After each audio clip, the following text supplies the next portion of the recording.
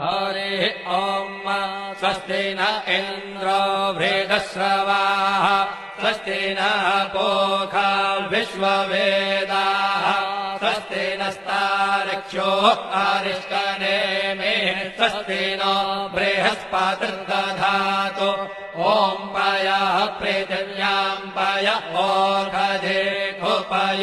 दिव्यन्तरिक्षे पयोधाः पयस्वतेः प्रदिशः सन्तु मह्यम्